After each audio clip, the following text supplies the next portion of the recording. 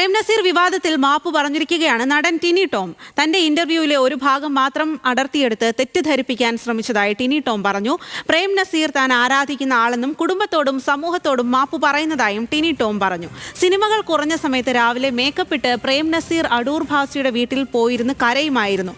അങ്ങനെ മനസ്സ് വിഷമിച്ചാണ് നസീർ മരിച്ചത് എന്നായിരുന്നു ടിനി ടോമിന്റെ പ്രസ്താവന.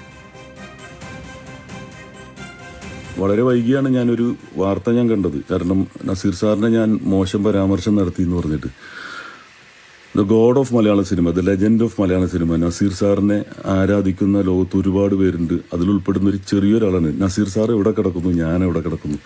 അപ്പം അത്രയും വലിയൊരു സ്റ്റാറിനെ മോശം പരാമർശം നടത്തുന്ന ഞാനാരാണ്?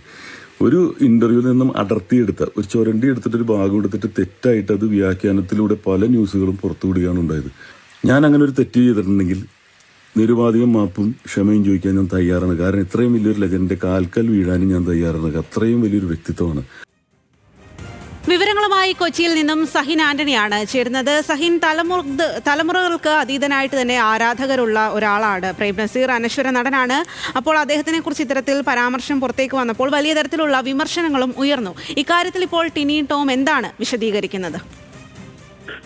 സ്വാതി, അതായത് ടിനി ടോം പറയുന്നത് താനൊരു അഭിമുഖം കൊടുത്തപ്പോൾ അതിലെ ചെറിയൊരു ഭാഗം മാത്രം അടർത്തിയെടുത്തുകൊണ്ട് തന്നെ ക്രൂശിക്കാൻ ശ്രമിക്കുകയാണ്. ഒരിക്കലും പ്രേം നസീറിനെയോ അദ്ദേഹവുമായി ബന്ധപ്പെട്ട അഭിനയത്തെയോ താൻ കുറ്റപ്പെടുത്തിയിട്ടില്ല. മാത്രമല്ല, താൻ ഏറെ ആരാധിക്കുന്ന ഒരു വ്യക്തിയാണ് പ്രേം നസീർ. അതുകൊണ്ട് തന്നെ അദ്ദേഹത്തെ കുറിച്ച് സംസാരിക്കാൻ പോലും യോഗ്യനല്ല താനെന്ന് പറയുന്നു. അദ്ദേഹത്തിനും അദ്ദേഹത്തിന്റെ കുടുംബത്തിനും ഒപ്പം തന്നെ സമൂഹത്തിനും ഇതുകൊണ്ട് വേദന ഉണ്ടായിട്ടുണ്ടെങ്കിൽ താൻ അതിൽ വലിയ രീതിയിൽ ക്ഷമ ചോദിക്കുന്നു എന്നുള്ളതാണ് ടിനി ടോം പറഞ്ഞു വയ്ക്കുന്നത്.